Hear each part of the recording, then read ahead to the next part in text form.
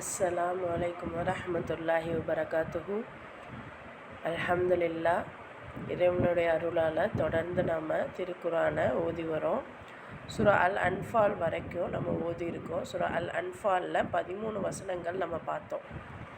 அன்ஃபால் அப்படின்னா சூரா அல் அன்ஃபால் அந்த டாப்பிக்கே பாருங்கள், போரில் கிடைத்த பொருட்கள். இந்த கனிமத்து பொருட்கள்னு சொல்லுவாங்க இல்லையா, அந்த மாதிரி ஒரு சண்டை நடந்திருக்கு, ஒரு யுத்தம் நடந்திருக்கு, அதில் எஞ்சி இருக்கக்கூடிய பொருட்கள், கிடைக்கக்கூடிய பொருட்கள். இது குறித்து அங்கே பிரச்சனை எழும்போது முதல்ல என்ன இஷ்யூ, போர்னா என்ன, யுத்தம்னா என்ன, யுத்தம் எதுக்காக நடத்தப்பட்டுச்சு, யுத்தத்தில் யாருடைய மனநிலை எப்படி இருந்துச்சு, இதையெல்லாம் இறைவன் நீங்கள் சொல்லி காமிக்கிறான். அண்ட் மெயினாக இந்த பொருட்கள் எனக்கும் என்னுடைய தூதருக்கும் உரியது அப்படின்னு சொல்லிட்டான். அப்போ நம்ம நேற்று பார்த்த வரைக்கும் யார் அல்லாஹ்வையும் அவனுடைய தூதரையும் எதிர்க்கிறாங்களோ அவங்கள அல்லாஹ் கடுமையாக தண்டிப்பவனாக இருக்கிறான் அப்படின்னு குறிப்பிட்டிருந்தான் இறைவன் குர்ஆன்லேயே. அப்போது அல்லாஹ்வையும் அல்லாஹ்வுடைய தூதரையும் எப்படி எதிர்க்கிறாங்க, இதெல்லாம் நம்ம தெரிஞ்சுக்கிறதுக்கு இந்த ஆயத்து முழுக்க நம்ம பார்க்கும்போது நிறைய விஷயங்கள் இந்த சூறா முழுக்க நம்ம பார்க்க முடியும். இன்ஷா அல்லாஹ் ஒவ்வொரு ஆயத்துகள்லையும் நிறைய படிப்பினைகள் இருக்குது. ஒவ்வொன்றா நம்ம லைன் பை லைன் பார்க்கலாம். இது எல்லாமே பேசிக்ஸ் தான்.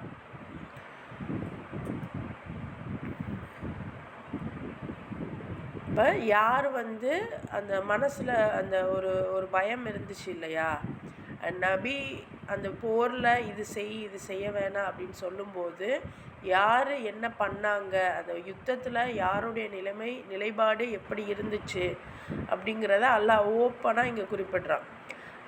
நம்மளுடைய இதே இப்போ நீங்கள் நானும் பேசுகிறோம், அது வேறு ஒரு இடத்துல வெளிப்படுத்தப்படுது அப்படின்னா நமக்கு எப்படி இருக்கும்? நம்ம அட்லீஸ்ட் அதுவாது பரவாயில்ல, நீங்கள் மனசில் நினச்சிருக்கீங்க, நானும் மனசில் நினச்சிருக்கேன், அது வேறு இடத்துல வெளிப்படுத்தப்படுதுன்னா, அதுவும் நான் மௌத்தானப்புறமும் கூட அது வெளிப்படுத்தப்பட்டுக்கிட்டே இருக்குது அப்படின்னா, இப்போ யோசிச்சு பாருங்கள், குர்ஆன் எத்தகைய ஒரு பிரம்மாண்டமான அதிசயம் அப்படின்னு. 14வது ஆயத்து பாருங்கள். அஊது பில்லாஹி மினஷ் ஷைத்தானிர் ரஜீம், பிஸ்மில்லாஹிர் ரஹ்மானிர் ரஹீம், ரப்பி ஜித்னி இல்மா, ذَلِكُمْ فَذُوقُوهُ وَأَنَّ لِلْكَافِرِينَ عَذَابَ النَّارِ. ذَلِكُمْ فَذُوقُوهُ, அதை சுவையுங்கள், லில் காஃபிரீன அதாபன் நார், இந்த காஃபிரின் நிராகரிப்பாளர்களுக்கு. யார் நிராகரிப்பாளர்னு நம்ம மேலே பார்த்தோம்ல, யார் அல்லாஹ் சொன்ன வேலையை செய்யாமல் இருக்கிறாங்களோ அவங்க நிராகரிப்பாளர்கள். யார் அல்லாஹ்வை விட எனக்கு தான் மதிப்பு வேணும், இறைவனை விட என்னத்தான் நீங்கள் மதிக்கணும் அப்படின்னு நான் நினைக்கிறேன்னா நான் தான் நிராகரிப்பாளர். தெரியாமல் சாதாரணமாக இன்ஃபேக்ட் இன்றைக்கி நீங்களும் நானும் சொல்லக்கூடிய, இன்னும் நம்ம அதாவது முஸ்லீம்கள் சொல்லக்கூடிய காஃபிர் ஃபத்வா விடக்கூடியவர்கள் தாராளமாக இறைவனை பெரிதும் நம்பக்கூடியவர்களாக, இறைவனுக்கு தாங்கள் அடிமைதான் அப்படின்னு நினைக்கக்கூடியவர்களாகத்தான் இருப்பாங்க. இறைவனை விட நான் பெருசுன்னு நினைக்கக்கூடியவர்களைத்தான் இறைவன் நிராகரிப்பாளர்னு மென்ஷன் பண்ணுறான். ஸோ டிஃபினேஷன் ரொம்ப ரொம்ப முக்கியம்.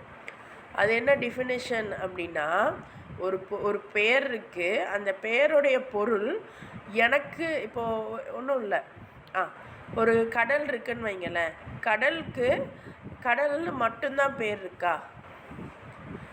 நான் கடல் அப்படின்னு சொல்கிறதுனால அது கடல் மட்டும்தானா?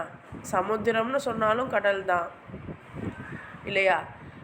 இன்னும் என்ன சொல்கிறது, வெவ்வேறு லாங்குவேஜில் இங்கிலீஷில் சீன்னு சொல்லணும். ஸோ அந்த மாதிரி ஒவ்வொருத்தவங்களும் தெரிஞ்ச அந்த லாங்குவேஜில் சொன்னாலும் விஷயம் ஒன்று தான். இப்போ அந்த மாதிரி ப்ராப்பராக அந்த நிராகரிப்பாளர் அப்படிங்கிற டெஃபினேஷனை நம்ம புரிஞ்சுக்கிறணும். இந்த டெஃபினேஷன்லாம் இன்றைக்கி குழம்புனதுனால தான் இன்றைக்கி நம்மளுடைய அந்த ஹையர் போஸ்டிங்கை இழந்திருக்கோம். ஏன்னா ஆதம் அலைஹிஸ்ஸலாமை வந்து அல்லாஹ் வந்து இவர் தான் வந்து உங்களுடைய தலைமைவாதி, உங்களுடைய கலிஃபா, இவங்களுக்கு நீங்கள் கட்டுப்படுங்க, சிரம் பண்ணிங்க அப்படி சொல்லும்போது இவங்க என்ன பண்ணுறாங்க, இவங்களோட அந்த செயலாக என்ன இருக்குது, ஆதம் அலைஹிஸ்ஸலாமுடைய செயல் ஒவ்வொரு பொருளுடைய பெயரையும் சொல்கிறாங்க. அது வெறும் பெயர் மட்டும் இல்லை, அது ப்ராப்பர் டெஃபினேஷன். இன்றைக்கி அந்த டெஃபினேஷன் நமக்கு தெரியலை, அதனால தான் நம்ம வந்து ரொம்ப ரொம்ப ஒன்றும் தெரியாமல் இருக்கோம் நிறைய விஷயங்களில். ஸோ இது இனி வர காலத்தில் யாருக்கு நீங்கள் யாரை காஃபீர்னு சொல்ல வாயெடுத்தாலும் 1க்கு 10 தடவை யோசிச்சுட்டு சொல்லுங்கள். ஏன்னா இறைவனே அறிவா நம்ம கூட அந்த காஃபீரான கூட்டத்தில் இருந்துருவோம். அதனால் கவனமாக ப்ரெடிக்ட் பண்ணுங்கள், கவனமாக வார்த்தைகளை கையாளுங்க. சரியா? இது அப்போ காஃபிர்களை பார்த்து இறைவன் சொல்கிறான், இதுதான் உங்களுக்குரிய தண்டனை, இப்போது இதனை சுவையுங்கள். மேலும் சத்தியத்தை நிராகரிப்பவர்களுக்கு திண்ணமாக நரக வேதனை இருக்கிறது என்பதை நீங்கள் தெரிந்து கொள்ள வேண்டும். பாருங்கள், உண்மையை அதாவது இன்றைக்கும் நமக்கும் தெரியலை. இப்போ சத்தியம் அப்படின்னா உண்மை அப்படின்னு நமக்கு தெரியும், அது மட்டும்தான் அதனுடைய அர்த்தமாக இருக்குமா? அதை தாண்டி இருக்கும், நமக்கு தெரிஞ்ச அளவுக்கு இந்த உண்மை அப்படின்னு யோசிக்கிறோம். ஸோ யார் உண்மையை, இயற்கையை, இறைவனை நிராகரிக்கிறாங்களோ அவங்க நிராகரிப்பு அப்படின்னா சேம். எனக்கு தெரியுது தண்ணி இருக்குது, தண்ணினால் மற்றவங்க பயன்பெறுவாங்க அப்படின்னு எனக்கு தெரியுது, இருந்தாலும் அந்த தண்ணியை நான் எனக்குன்னு எடுத்து வச்சுக்கிட்டு ஒவ்வொருத்தவங்களுக்கு நான் காசுக்கு விற்கிறேன்.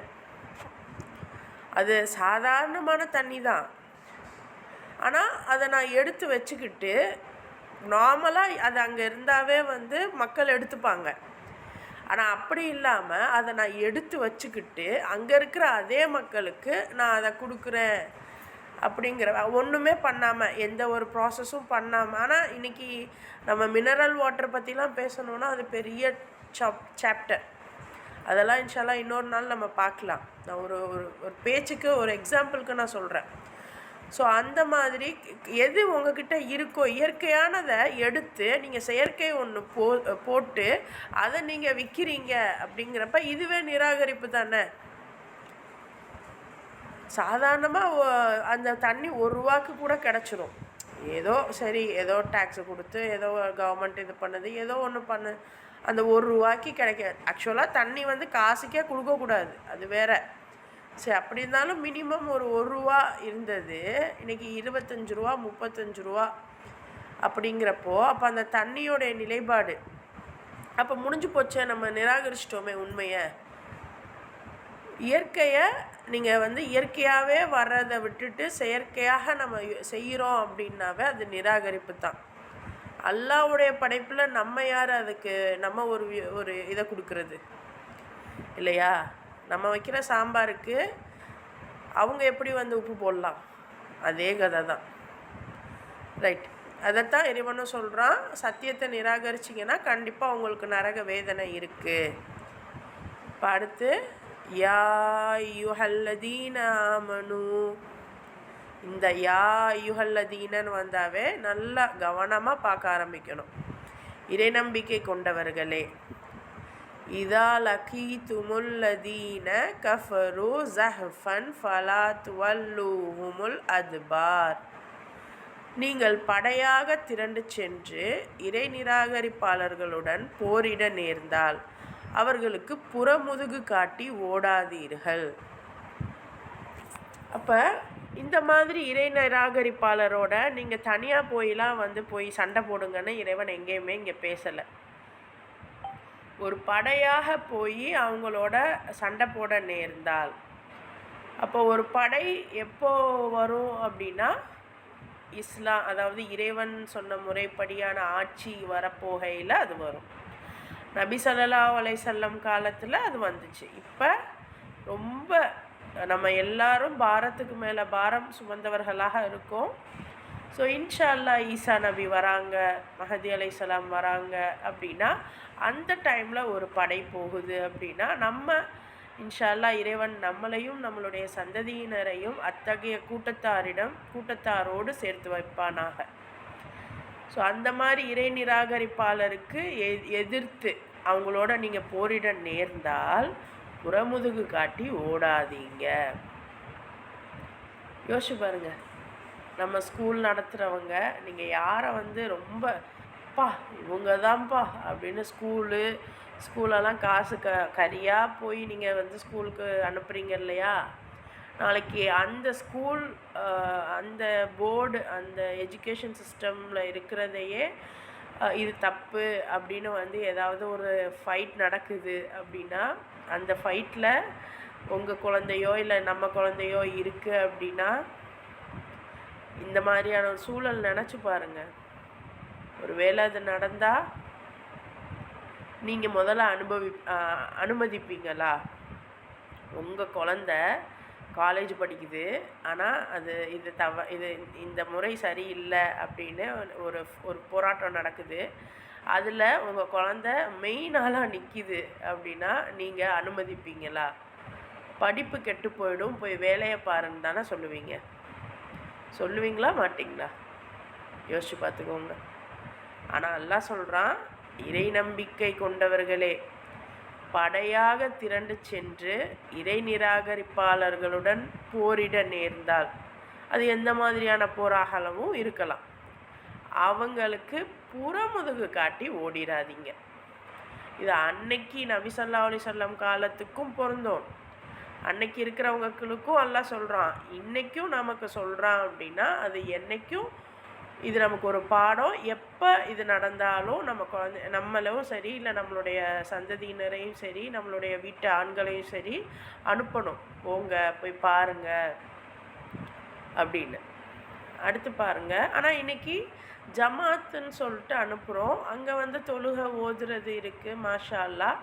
அதை தாண்டி இந்த மாதிரி ஏதாவது பெரிய பெரிய நல்ல போராட்டங்கள் இருக்குது, வெறும் முஸ்லீம்களுக்காக மட்டும் இல்லை, பொதுவாக எல்லா மனித சமூகத்துக்கும் சேர்த்து இருக்குது அப்படின்னா ரொம்ப சந்தோஷம், மாஷா அல்லாஹ்.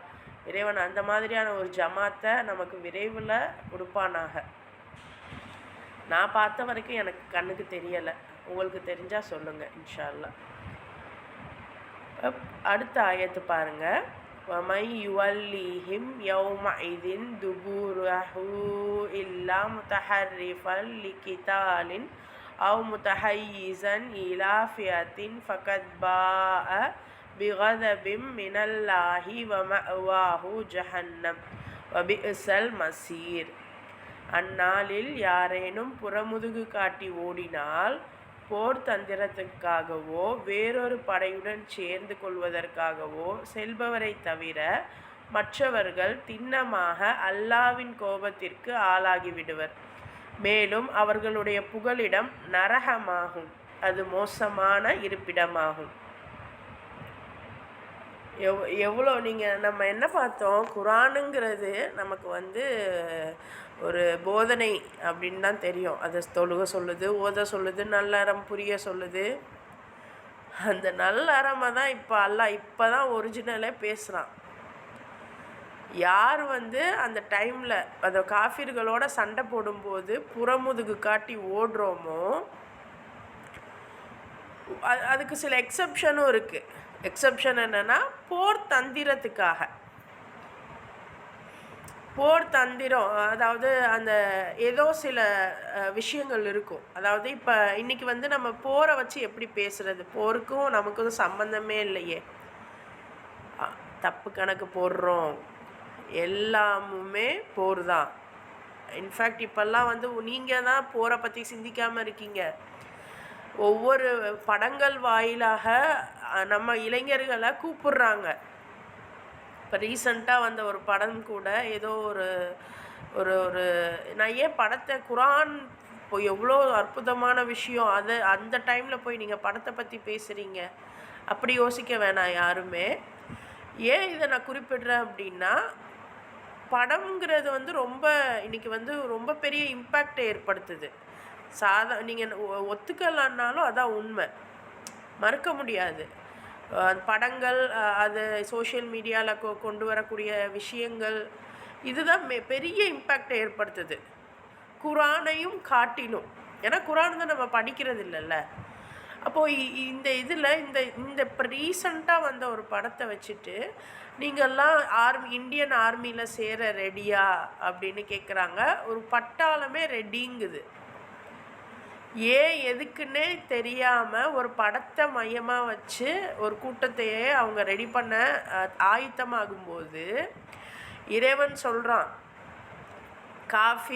காஃபீர்கள்னால் என்னுடைய இயற்கையை நாசம் பண்ணிட்டு செயற்கையாக நீ உருவாக்கி வச்சுருக்க, அவங்களோட நீங்கள் சண்டை போடணும். அதுக்கு அந்த டைமில் சண்டை போட்டு ஆரம்பிச்சிட்டிங்கன்னா பின்வாங்கக்கூடாது. சில எக்ஸப்ஷன் இருக்குது. என்னென்னா ஒரு தந்திரம் வெயிட் பண்ணி நம்ம வந்து அவங்கள அட்டாக் பண்ணுறது, அந்த நேரம் வரும்போது அட்டாக் பண்ணலாம் அப்படின்ட்டு அந்த போர் தந்திரங்கள் இருக்கும் இல்லையா, அந்த மாதிரி. அண்ட் உங்களுடைய நேரம் கரெக்டாக அந்த நம்மளோட நியத், இது வந்து நம்ம நியத்தை சிந்திக்கணும். அந்த கரெக்டாக வச்சு அவங்கள வந்து நம்ம இது பண்ணணும்னு அந்த திட்டம் தீட்டுறது, இல்லை வேறு ஒரு படையோடு சேர்ந்துக்கிறதுக்கு. ஸோ இங்கே ஒரு கூட்டம் இருக்குது, அடுத்த நாட்டில் ஒரு கூட்டம் இருக்குது அப்படின்னா இங்கே விட அங்கே நம்ம தேவைப்படுறோம் அப்படின்னா அந்த டைம் நம்ம அந்த இடத்த விட்டு நகரலாம். ஸோ இந்த எக்ஸப்ஷனை வச்சு தான் இறைவன் சொல்கிறான். ஏன்னா நம்ம வந்து என்ன பண்ணிடுறோம் அப்படின்னா, அல்லாஹ் தான் வந்து சண்டை போட்டால் திரும்பி வரக்கூடாதுன்னு சொல்லியிருக்கானே அப்படின்ட்டு தேவைக்கு இங்கிட்டு வந்து நில்லுடான்னு சொன்னால் கூட இல்லை அல்லாஹ் சொல்லியிருக்கான் நான் இங்கே தான் நிற்பேன் அப்படின்னோன்னு வைங்களேன், அது வந்து முட்டாள்தனம். எந்த இடத்துல எப்படி நம்ம இருக்கணுமோ, எந்த தேவைக்கு நம்ம எப்படி இருக்கணுமோ அதை நம்ம இருக்கணும். அதுதான் இங்கே ரொம்ப முக்கியம். அதனால தான் அல்லாஹ் எக்ஸப்ஷனை காமிக்கிறான் தெளிவாக. இதுக்கு வந்து நீங்கள் வந்து அரபிலையும் இன்னும் அந்த உங்களுடைய லிட்ரேச்சர்லையும் நீங்கள் நிறைய வார்த்தைகள் சொல்லுவீங்க, ஒவ்வொன்றும் மாஷா அல்லாஹ். அந்த வார்த்தைகள் எல்லாம் நம்மளும் கற்றுக்கிடலாம். பட் இது ப்ராக்டிக்கலாகவும் கொஞ்சம் பாருங்களேன், சொசைட்டி சோஷியல் ரீதியாகவும் கொஞ்சம் பாருங்களேன். ஏன்னா இந்த மாதிரி படையோடு சேர்ந்து கொள்ள அவங்க போகிறாங்க அப்படின்னா அல்லாஹ் வந்து மன்னிப்பான். அதை தவிர வேறு எதுக்காவது பின்வாங்குனீங்க அப்படின்னா அல்லாஹ்வுடைய கோபத்துக்கு ஆளாயிடுவீங்க. நீங்கள் போய் சேரக்கூடிய இடமும் நரகமாயிடும், அது ரொம்ப மோசமாக இருக்கும் அப்படின்னு இறைவன் குறிப்பிட்றான். அடுத்த ஆயத்து பாருங்கள். ஃபலம் தக்துலூஹும் வலாகின்னல்லாஹ கதலஹும் வமா ரமைத்த இத் ரமைத்த வலாகின்னல்லாஹ ரமா வலியுபலியல் முஃமினீன மின்ஹு பலாஅன் ஹஸனா இன்னல்லாஹ சமீஉன் அலீம். உண்மை யாது எனில் நீங்கள் அவர்களை கொல்லவில்லை, அல்லாஹ்தான் அவர்களை கொன்றான். மேலும் நபியே, நீர் எரிந்தபோது உண்மையில் எரிந்தது நீர் அல்லர், மாறாக அல்லாஹ்தான் எரிந்தான். மேலும் இறை நம்பிக்கையாளர்களை இதில் பங்கேற்க செய்தது எதற்காகவெனில், அல்லாஹ் நம்பிக்கையாளர்களை நன்மை தரக்கூடிய சோதனையில் ஆழ்த்தி வெற்றியடைய செய்ய வேண்டும் என்பதற்காக. திண்ணமாக அல்லாஹ் நன்கு செவியுறுபவனாகவும் அறிபவனாகவும் இருக்கிறான். அப்போது ஒரு ஒரு ஒரு யுத்தத்தில் அவங்க ஜெயிச்சிட்டாங்க, சரியா? மேபி பத்ராக இருக்கும் அல்லது உஹதாக இருக்கும். உஹது கூட அது ஒரு மாதிரியான சமநிலையாக இருந்துச்சு, மேபி பத்ராக இருக்கும். ஸோ இன்ஷால்லா நம்ம வந்து நபி ஸல்லல்லாஹு அலைஹி வஸல்லமுடைய யுத்தங்களும் அதனுடைய படிப்பினைகளையும் கூட இன்ஷால்லா கூடிய சீக்கிரம் நம்ம பார்ப்போம். இப்போதைக்கு குரானை ஜஸ்ட் ஒரு பேசிக்காக என்னெல்லாம் இருக்குங்கிறத பார்த்து வைப்போம், சரியா? இது ரொம்ப ரொம்ப ரொம்ப பேசிக்கு தான். பட் சோஷியலாக சமூக ரீதியாக இதை பார்க்குறோம், அவ்வளோதான், சரியா? அப்போ அந்த யுத்த காலத்தில் இறைவன் சொல்கிறான், நபியை நீங்கள் வந்து அவங்களெல்லாம் நீங்கள் கொல்லலை, மாறாக அல்லாஹ் தான் அவர்களை கொன்று இருக்கான். அதே மாதிரி நீர் எரிந்த போது, அதாவது தூக்கி போட்ட போதோ அல்லது அந்த டைமில் என்ன நடக்குதோ அதை இறைவன் நீங்கள் குறிப்பிடுறான். நீங்கள் தூக்கி போடும்போது உண்மையிலேயே தூக்கி போட்டது நீங்கள் இல்லை, அல்லாஹ் தான். ஏன் அல்லாஹ் இதை செய்ய வச்சா அப்படின்னா, முக்கியமாக நம்பிக்கையாளர்களை இந்த போராட்டத்தில் ஏன் பங்கேற்க வைத்தான் அப்படின்னா, எல்லா நம்பிக்கையாளர்களை நன்மை தரக்கூடிய சோதனையில் ஆழ்த்தி வெற்றியடைய செய்ய வேண்டும் என்பதற்காக. நம்மளும் ஒரு வித்தியாசமான ஒரு விஷயத்தை செய்வோம். எதுக்குடா இதை செய்கிறோம் அப்படின்னு. ஆனால் கடைசியில் பார்த்தா அது நல்லதாக அமையும். இல்லை நம்ம நினைப்போம், இவங்க என்ன இவ்வளோ மோசமாக இருக்காங்க அப்படின்னு. ஆனால் கடைசியில் பார்த்தா அவங்க செஞ்சதெல்லாம் நன்மையாக இருக்கும். அப்போ என்னென்னா, இறைவன் நம்பிக்கையாளர்களை, அப்போது நீங்கள் இறைவன் மேலே நம்பிக்கை வைத்து அவனுக்காக நீங்கள் செயல்கள் செய்ய ஆரம்பிச்சிங்க அப்படின்னா, நீங்கள் மோசமான செயலாகவே இருந்தாலும் அதை இறைவன் அவனுக்காக நல்லதாக்கி வைப்பான். ஏன்னா அவனுடைய ஒரு கருவி தான் நம்ம. அப்போ நம்மளுடைய எண்ணங்களையும் நம்மளுடைய ஐடியாலஜிஸையும் நம்ம செக் பண்ணிக்கிட்டே இருந்தோம் அப்படின்னா நம்மளை அவன் வெற்றியடைய செய்வான். இதை இறைவனே இங்கே குறிப்பிட்றான். ஏன்னா இறைவனுடைய வாக்கு என்றைக்குமே பொய்த்து போகாது. அவன்தான் சொல்கிறான், நம்பிக்கையாளர்களை நன்மை தரக்கூடிய சோதனையில் ஆழ்த்தி வெற்றியடைய செய்யணும் அப்படின்னு தான் இதெல்லாம் நான் செய்கிறேன். இப்போ அல்லாஹ் செவியுறுபவனாகவும் அறிபவனாகவும் இருக்கிறான். அடுத்த ஆயத்து பாருங்க. தாலிக்கும் வஅன்னல்லாஹ மூஹினு கைதல் காஃபிரீன். இது உங்கள் விஷயத்தில் மேற்கொள்ளப்பட்ட நிலையாகும். ஆனால் நிராகரிப்பாளர்களின் நிலை யாது எனில், அவர்களின் சதித்திட்டங்களை திண்ணமாக அல்லாஹ் பலவீனப்படுத்தக்கூடியவனாய் இருக்கிறான். இறைவனை நம்பி அவனுக்காக நீங்கள் வேலை செஞ்சீங்கன்னா அல்லாஹ் சொல்கிறான், உங்களுக்கு நான் நல்ல ஒரு நிலையை நான் ஏற்படுத்துவேன். அப்போ நிராகரிப்பாளரோட நிலை என்னாகும்? நீங்கள் என்ன தான் சதி திட்டங்கள் தீட்டினாலும் அது எல்லாமே பலவீனப்பட்டு போயிடும். இன்றைக்கி எஜுகேஷனில் இருந்து, பொலிட்டிக்ஸில் இருந்து, மருத்துவமில் இருந்து, உணவில் இருந்து எல்லாமுமே என்னவா இருக்குது? எதையுமே நீங்கள் அஃபோர்ட் பண்ணவே முடியாது. அதாவது எதையுமே உங்களால் எடுத்துக்கவே முடியாது, வாங்கவே முடியாது. கரெக்டாக வாங்கவே முடியாத, யோசிக்கவே முடியாத அளவுக்கு உயரத்தில் தூக்கி வச்சுருக்காங்க விலைவாசியை. இதெல்லாம் யார் பண்ணுறா, ஏன் பண்ணுறா, இதெல்லாம் நீங்கள் யோசிக்க ஆரம்பிச்சிங்கன்னா உங்களை பைத்தியம்னு இந்த உலகம் சொல்லும். நபியவே அப்படி தான் சொன்னுச்சு. அப்போ நீங்களும் நானும் ஏமாத்தறோம். ஆனாலும் இதெல்லாம் நீங்கள் யோசிக்க ஆரம்பிச்சிங்கன்னா உங்கள் குழந்தைங்கள நீங்கள் நல்லா வளர்க்க ஆரம்பிப்பீங்க. கண்டிப்பாக நன்றாக வளர்க்கணும். அந்த பொறுப்பு உங்கள்கிட்ட இருக்குது. உங்கள்கிட்ட குழந்தைங்க இருக்குது அப்படின்னா உங்களுடைய மிகப்பெரிய பொறுப்பு. யாராச்சும் சொன்னாங்கன்னா சொல்லுங்கள், என் பிள்ளைய நான் பார்க்குறது என்னோட உங்கள் வேலையை விட இது என் பொறுப்பு அதிகம் அப்படின்னு, உங்கள் ஹஸ்பண்ட்டையுமே சேர்த்து. ஏன்னா அவர் பொருளாதாரம் தான் கொண்டு வராரு. நீங்கள் அந்த பொருளாதாரத்தை ப்ராப்பராக மேனேஜ் பண்ணி அவருடைய வம்சத்தையே விருத்தியாக்குறீங்க. நீங்களும் போயிட்டு நீங்கள் சம்பாதிக்கிறீங்க, நானும் சம்பாதிப்பேன் அப்படின்ட்டு இன்னொரு இடத்துல வேலைக்கு போனீங்கன்னு வைங்களேன், ரொம்ப உங்களுக்கு தான் ரொம்ப சிரமமாக இருக்கும். உங்கள் குழந்தைங்களுக்கு நீங்கள் எல்லாமே வாங்கி கொடுப்பீங்க. ஆனால் உங்கள் குழந்தைங்களுக்கு சொல்லித்தர உங்களுக்கு ஒன்றும் தெரியாது, அண்ட் சொல்லித்தரவும் முடியாது. என்ன சிஸ்டர் நீங்கள் சொன்னீங்க சொந்த காலில் நிற்கணும் அப்படின்லாம் சொன்னீங்க, ஆனால் இப்படியும் சொல்கிறீங்களே. ஆமாம், சொந்த காலில் நிற்கணும் கண்டிப்பாக. ஆனால் அது வேலை அப்படின்னு போயிடக்கூடாது. வேலையை தாண்டி ஸ்க்ராட்சிலேருந்து வேணாம் வாங்க.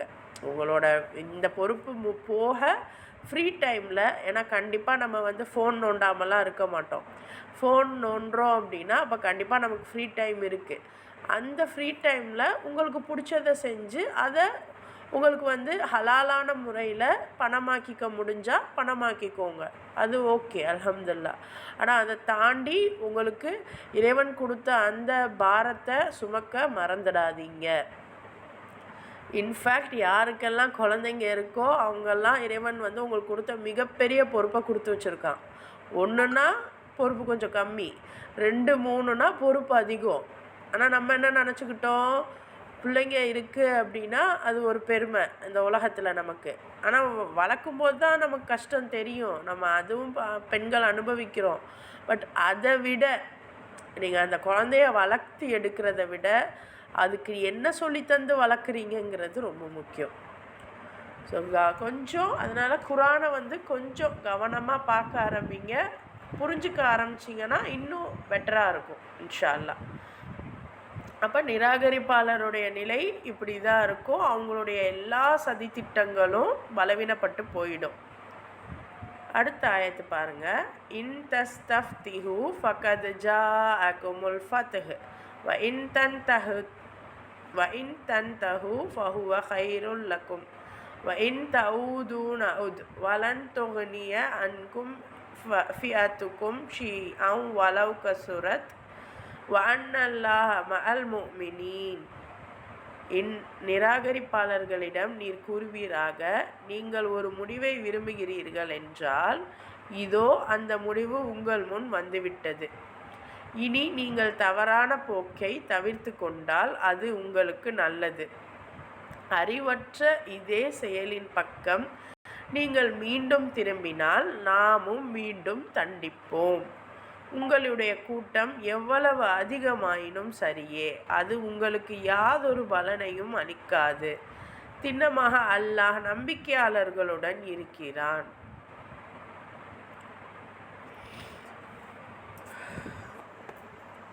அப்போது இந்த மாதிரி நிராகரிப்பாளர்கிட்ட நம்ம சொல்ல வேண்டியது என்ன?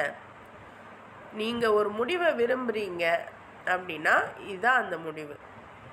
யோசிச்சு பாருங்கள். அந்த அந்த போரோட ஃபைனல் ஸ்டேஜில் இந்த வார்த்தைகள் இறைவன் சொல்கிறான். இதே நிலைமை வரலாறு மீண்டும் வரும். ஸோ இதே நிலைமை இன்னும் வரும்.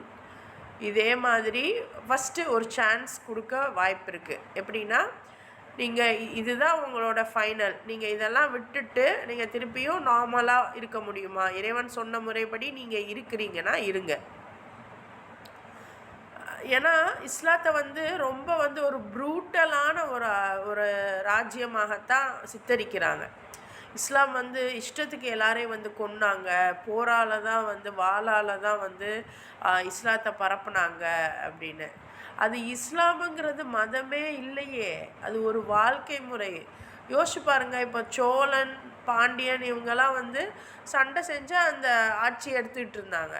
ஆனால் அவங்களுக்குள்ளேயுமே வந்து ஒரு ப்ராப்பரான நீதியெலாம் இருக்கும். அதே தான் எல்லாமே. இஸ்லாம் அப்படிங்கிறதும் வந்து எல்லாம் தான் அரபியில் இருக்குது, அவ்வளோதான். இன்றைக்கி வந்து மொழி பற்றியுமே நமக்கு நிறைய புரிதல் வேணும். நான் வந்து ஒரு மாதிரி பேசுகிறேன், ஒரு ஸ்லாங்கில் பேசுகிறேன், நீங்கள் ஒரு ஸ்லாங்கில் பேசுகிறீங்க. நான் ஒரு மாதிரி எழுதுவேன், நீங்கள் ஒரு மாதிரி எழுதுவீங்க. அதுக்காக என் பேரில் ஒரு மொழி உங்கள் பேரில் ஒரு மொழின்னு வச்சா எவ்வளோ ஒரு அபத்தம். ஆனால் அதுதான் நடந்திருக்கு. இன்றைக்கி ஏகப்பட்ட மொழி. ஆனால் எல்லாம் சொல்லிட்டான், உங்களுக்கெல்லாம் புரியணுன்னு தான் நான் தெளிவாக அரபியில் எழுதியிருக்கேங்கிறான். அதுக்கு நான் அரபி தான் ஒஸ்தி அப்படி கிடையாது. எல்லா மொழியும் வந்து ஒரு மொழி தான், நம்ம மாற்றி அமைச்சிருக்கோன்னு அர்த்தம். இப்படி புரிஞ்சுக்கோங்க. ஏன்னா இன்றைக்கி அது ஏன் சொல்கிறேன் அப்படின்னா, அதுலேயும் நிறையா ஃபித்னாக்கள் ஓடுது. அரபி மொழி தான் டாப்பு, அதை வந்து இப்படி கற்றுக்கிறணும், அப்படி கற்றுக்கிறணும், கண்டிப்பாக கற்றுக்கிடணும். ஆனால் வெறும் ஓத மட்டும் இல்லை, புரிஞ்சுக்கிற அளவுக்கு கற்றுக்கிடணும். இப்போ இறைவன் சொல்கிறான், இந்த போக்கை நீங்கள் தவிர்த்துக்கிட்டீங்கன்னா உங்களுக்கு நல்லது. இல்லை நீங்கள் மீண்டும் இந்த மாதிரி தான் இருப்பேன், நிராகரிப்பாளராகத்தான் இருப்பேன் அப்படின்னு சொன்னால் நான் திருப்பியும் தண்டிப்பேன் அப்படின்னு இறைவன் அன்னைக்கே எச்சரிக்கை கொடுத்துருக்கான். இன்றைக்கும் அதே தான். இப்போ திருப்பியும் அவங்க இந்த மாதிரி ஏகப்பட்ட நிராகரிப்பு வேலைகள் செய்கிறாங்க. அப்போ மீண்டும் அல்லாஹ் தண்டிக்க போகிறான். எவ்வளோ அதிகமானாலும் சரி, உங்கள் கூட்டம் எவ்வளோ அதிகமான கூட்டம் வச்சுருந்தாலும் எந்த பலனும் இல்லை.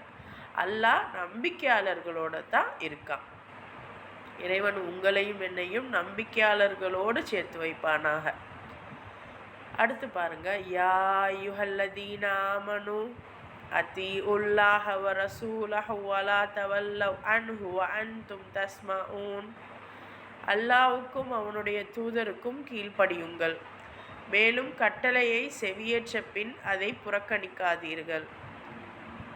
சேம் இறை நம்பிக்கையாளர்களை கூப்பிட்டு அல்லாஹ் சொல்கிறான், அல்லாவையும் அவனுடைய தூதர் சொல்கிறதையும் கேளுங்க. அவங்க சொல்கிறத காது கொடுத்து கேளுங்க. கேட்டதுக்கப்புறம் அதை புறக்கணிச்சிடாதீங்க. இது நாள் வரைக்கும் என்னெல்லாம் கேட்டுக்கிட்டு இருந்தோம், அதையும் இன்னும் வரப்போகிறதையும் காது கொடுத்து கேளுங்க, புறக்கணிச்சிடாதீங்க அப்படின்னு இறைவன் சொல்கிறான். வலா தகூனு கல்லதீன காலு சமிஅனா வஹும் லா யஸ்மஊன். மேலும் செவியேற்காமல் இருந்து கொண்டு நாங்கள் செவியேற்றோம் என்று கூறியவர்களைப் போன்று நீங்கள் ஆகிவிடாதீர்கள்.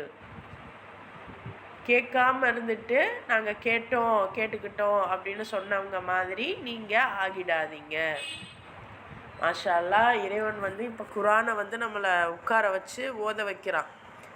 இல்லைனா நம்மளும் தானே, நானும் முஸ்லீம், நானும் குரான் ஓதியிருக்கேன், 4 முறை முடிச்சிருக்கேன், 5 முறை முடிச்சிருக்கேன், மாதம் முடிக்கிறேன் அப்படின்னு பெருமைப்பட்டுட்டு இருந்திருப்போம். ஆனால் ஒன்றுமே புரிஞ்சிருக்காது. ஆனால் இப்போ அல்ஹம்துலில்லாஹ் ஏதோ ஒரு 8 சூறா வரைக்குமாச்சும் நமக்கு தெரியுதுல்ல. இன்னும் இறைவன் வந்து நமக்கு அருள் புரிந்து தொடர்ந்து நம்ம ஓதணும் இன்ஷா அல்லாஹ். செவியேற்காமல் இருந்து கொண்டு செவியேற்றோம் அப்படின்னு கூறியவர்களை போல நீங்கள் ஆகிடாதீங்க. இன்ன ஷர்ரத் தவாபி இந்தல்லாஹி சும்முல் புக்குமுல் லதீன லா யாகிலூன். திண்ணமாக சிந்தித்து உணராத செவிடர்களும் ஊமையர்களும் தான் அல்லாவிடத்தில் மிகவும் இழிவான விலங்குகளாவர். சாப்பியன்ஸ் படித்தவங்களுக்கு, அந்த சாப்பியன்ஸ் புக்கு படிக்கிறவங்களுக்கு இது புரியும்.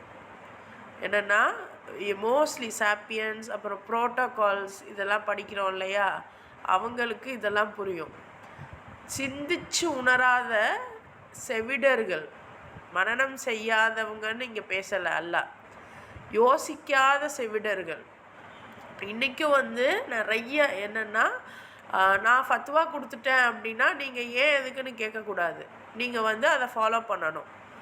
இப்படி சொல்லித்தரக்கூடிய நிறைய ஃபிக்குகளை நம்ம பார்க்குறோம், கடந்து வரோம். இறைவன் பாதுகாப்பானாக. ஆனால் அல்லாஹ் என்ன சொல்கிறான்னா, சிந்திச்சு உணராத செவிடர்களும் ஊமையர்களும். அப்போ கேள்வி கேட்காம இருக்கிறது தானே ஊமையர்கள். எதுக்கு அப்போ அல்லாஹ் பேச சொல்கிறான்? அல்லாஹ் பாருங்கள், ஊமையர்கள்ங்கிறான். செவிடர்கள் ஊமையர்களை, இவங்க தான் அல்லாவிடத்தில் மிகவும் இழிவான விலங்குகள். இவங்களை அல்லாவே விலங்குகள் தான் சொல்கிறான். நம்ம நினைக்கிறோம் நம்மளை எப்படி இவங்க விலங்குகள்னு சொல்கிறாங்க. ஆமாம், சிந்திக்கலை, யோசிக்கலை, பேசலை, என்ன எதுன்னு கேட்கலை, கேள்வி கேட்கலை அப்படின்னா விலங்குகள் தான். அல்லாஹ் முன்னாடி நம்ம இழிவான விலங்குகளாம். அப்போ சிந்திச்சு பாருங்கள், நம்ம சிந்திக்கிறோமா, பேசுகிறோமா? வலவ் அலிமல்லாஹு ஃபீஹிம் ஹைரல் ல அஸ்மஹும் வலவ் அஸ்மஹும் ல தவல்லு வஹும் முரிசூன். அவர்களிடம் கொஞ்சமேனும் நல் இயல்பு இருப்பதாக அல்லாஹ் அறிந்திருந்தால் நிச்சயம் அவர்களுக்கு செவியுறும் பேச்சினை அருளியிருப்பான். ஆனால் நல் இயல்பு அற்றவர்களாயிருந்தும் அவன் அவர்களை செவியேற்க செய்திருந்தால் புறக்கணித்தவர்களாய் முகம் திருப்பி கொண்டு போயிருப்பார்கள். அல்லாஹ் சொல்கிறான், அந்த அவங்கக்கிட்ட கொஞ்சமாச்சும் ஒரு நல்ல இயல்பு இருந்திருந்தா, ஒரு நல்ல பண்பு இருந்திருந்தா அல்லாஹ் வந்து அவங்கள செவியேற்க வச்சுருப்பான்.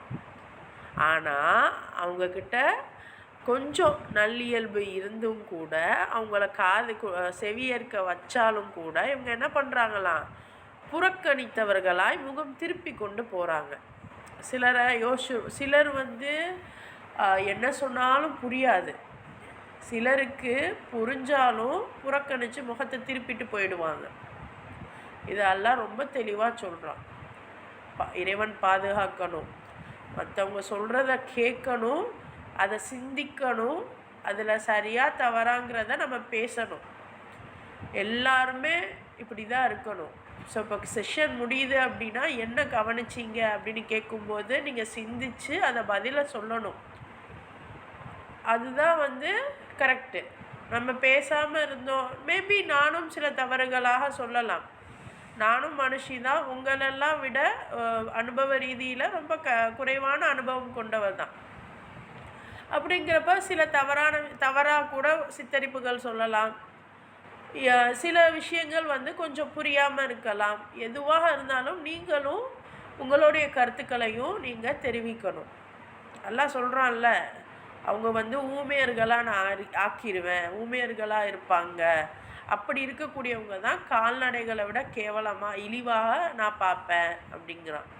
அப்போ அந்த லெவலுக்கு நம்ம போயிடக்கூடாது. எந்த கிளாஸாக இருந்தாலும் உங்களுடைய கருத்துக்களையும் உங்களுடைய கேள்விகளையும் நீங்கள் கேட்கணும். சரியா? அடுத்த ஆயத்து பாருங்க. யா அய்யுஹல்லதீன ஆமனுஸ்தஜீபு லில்லாஹி வலிர் ரசூலி இதா தஆக்கும் லிமா யுஹீக்கும் வஅலமு அன்னல்லாஹ யஹூலு பைனல் மர்இ வ கல்பிஹி வ அன்னஹு இலைஹி துஹ்ஷரூன். இறை நம்பிக்கை கொண்டவர்களே, உங்களுக்கு வாழ்வு அளிக்கக்கூடியதன் பக்கம் இறை தூதர் உங்களை அழைக்கும் போது அல்லாஹுவுக்கும் அவனுடைய தூதருக்கும் விரைந்து பதில் அளியுங்கள். அல்லாஹ் மனிதனையும் அவனது உள்ளத்தையும் சூழ்ந்து நிற்கிறான் என்பதையும் திண்ணமாக அவனிடமே நீங்கள் ஒன்று திரட்டப்படுவீர்கள் என்பதையும் அறிந்து கொள்ளுங்கள். பாருங்க, நபி ஸல்லல்லாஹு அலைஹி வஸல்லம் எதுக்கு கூப்பிட்டுருக்காங்க? வாழ்வு அளிக்க கூப்பிட்டுருக்காங்க, அபயம் அளிக்க கூப்பிட்டுருக்காங்க. வாழ்வு அளிக்கிறது. இன்றைக்கி நமக்கு வாழ்க்கை கொடுக்குறதுனா என்ன? நான் இங்கே உயிரோடு இருக்கணும்னா எனக்கு தேவையான உடைமைகள், உணவுகள், இதெல்லாம் வந்து நானே வந்து வாங்கிக்கிற அளவுக்கு எனக்கு ஒரு தொழிலோ எனக்கான ஒரு வருமானமோ எனக்கு வந்து செட் பண்ணி தரணும். அதானே? அதை நான் வந்து என்னுடைய உழைப்பால் நான் முன்னேறணும். இதானே? இதுக்கு பேர் தான் அரசியல், இதுக்கு பேர் தான் சமூகவியல். அப்போ நபி எதுக்கு கூப்பிட்டுருக்காரு? ஆன்மீகத்துக்கு கூப்பிட்டாரா? குரானை பாருங்க, நபி எதுக்கு கூப்பிட்டாரு? தொழுகை கூப்பிட்டாரா? நோன்பு வைங்கன்னு சொல்லி கூப்பிட்டாரா? அதெல்லாம் வந்து நம்ம க்ளீன் பண்ணிக்கிறது, நம்மளை க்ளீன் பண்ணிக்கிறது. நபி வந்து வாழ்க்கை தர்றதுக்கு கூப்பிட்டுருக்காரு. நீங்கள் நல்லபடியாக இங்கே வாழ்கிறதுக்கு ஏன்னா அல்லாஹ் அதுக்கு தானே படைச்சிருக்கான். அப்போது வாழுறதுக்கு தேவையான விஷயங்கள் சொல்லி கொடுத்து அதுக்கான விஷயங்கள் ஏற்பாடு பண்ண தான் கூப்பிட்ருக்காரு. அப்போ இந்த டைமில் அல்லாஹ்க்கும் அவனுடைய தூதருக்கும் நீங்கள் சீக்கிரம் பதில் சொல்லுங்கள். அப்போது அந்தந்த சட்டங்கள் சொல்லும்போது செய்வீங்களா மாட்டிங்களா? டக்குன்னு பதில் சொல்லுங்கள். அல்லாஹ் மனிதனையும் அவனோட உள்ளத்தையும் சூழ்ந்து நிற்கிறான். இதை அவன்கிட்ட நீங்கள் திண்ணமாக அவனிடமே நீங்கள் ஒன்று திரட்டப்படுவீர்கள். மனசில் வச்சுக்கோங்க அப்படின்னு அறிந்து கொள்ளுங்கள் அப்படின்னு இறைவன் குறிப்பிடுறான். வத்தகு ஃபித்னத்தன் லா துஸீபன்னல்லதீன ஸலமூ மின்கும் ஹாஸஹ் வஅலமூ அன்னல்லாஹ ஷதீதுல் இகாப். மேலும் எந்த ஃபித்னாவின் குழப்பத்தின் தீய விளைவு உங்களில் பாவம் புரிந்தவர்களை தாக்குவதுடன் மட்டும் நின்றுவிடாதோ அந்த குழப்பத்திலிருந்து தப்பித்து கொள்ளுங்கள். மேலும் திண்ணமாக அல்லாஹ் கடுமையாக தண்டனை அளிப்பவன் என்பதை அறிந்து கொள்ளுங்கள். பாருங்க, அதாவது எந்த ஃபித்னாவையே அல்லாஹ் வந்து தெளிவாக பிரித்து காமிக்கிறான். ஒரு குழப்பம் நீங்கள் ஏற்படுத்துகிறீங்க, அதனுடைய அந்த தீய விளைவானது உங்களில் பாவம் புரிந்தவர்களை தாக்குவதுடன் மட்டும் நின்று விடாதோ அப்படின்னா, நீங்கள் செய்யக்கூடிய அந்த குழப்பம் உங்களுக்குள்ள ஏதோ பிரச்சனை தப்பு பண்ணியிருக்காங்க, அந்த அவங்கக்கிட்ட நீங்கள் வந்து ஒரு ஃபித்னா பண்ணுறீங்க அப்படின்னா அது வேற. அது வந்து உங்கள் ஒரு சண்டையில் ஒரு போரில் வந்து ப்ராப்பராக சூழ்ச்சி செஞ்சு இது பண்ணுவாங்க. அதுவும் முக்கியமாக அதனால் பாதிக்கப்படுறவங்க தவறானவங்க அப்படின்னா அது ஓகே. ஆனால் அது இல்லாமல் உங்களுடைய குழப்பத்தினால பாதிக்கப்படுறவங்க ஒரு சாதாரண ஆட்கள், இல்லை நல்ல ஒரு மனுஷங்க அப்படின்னா இந்த மாதிரியிலேருந்து நீங்கள் தவிர்த்துக்கோங்க அப்படிங்கிறான் அல்லாஹ். இது ரொம்ப முக்கியம். நம்ம என்ன நினச்சிக்கிட்டு இருக்கோம், அதாவது ஃபித்னா அப்படிங்கிறது வந்து நான் வந்து எதுவுமே பண்ணலையே, என்னை சுற்றி நான் எதுவுமே பண்ணலையே அப்படின்னு நம்ம நினப்போம். ஆனால் நம்மளுடைய சொல்லும் செயலும்